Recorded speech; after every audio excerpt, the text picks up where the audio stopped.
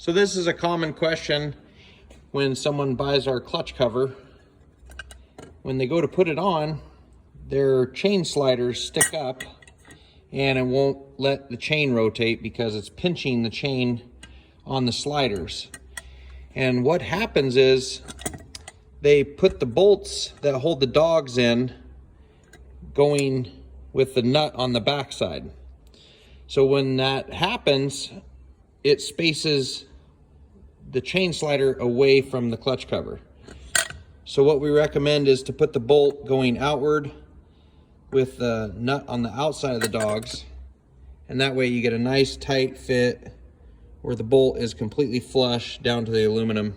And then you just take a hammer and tap these down tight and you'll have no problem at all. It'll clear just fine.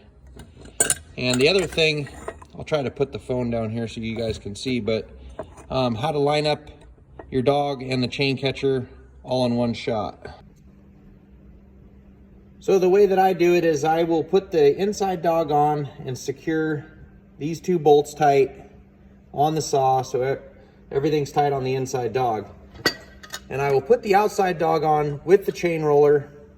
There is quite a bit of room to move the chain roller around if you're having problems lining this all up, but most of the time you can just tighten this chain roller down, put these bolts in there in place and leave them loose so that the dog has a little bit of play on it. So then I'll take the saw and I'll put it on its side, set it down on the bar studs, and I'll let everything kind of maneuver around to where it fits real nice. Everything's sliding together. I'll set the saw back on its side, and then I'll go ahead and I'll tighten my outside dog up, and now everything will slide right back into place without any issues at all. The other questions we get is, how do you put the lock ring onto the chain roller? What I do is I'll find a socket and it'll just barely fit, you know, the size of the socket will barely fit over the top of the shaft, and I'll set the lock ring, you know, put the roller on first, set the lock ring right on the top of the shaft, set your socket on top of there, and go ahead and just drive it down with a screwdriver. With the hammer.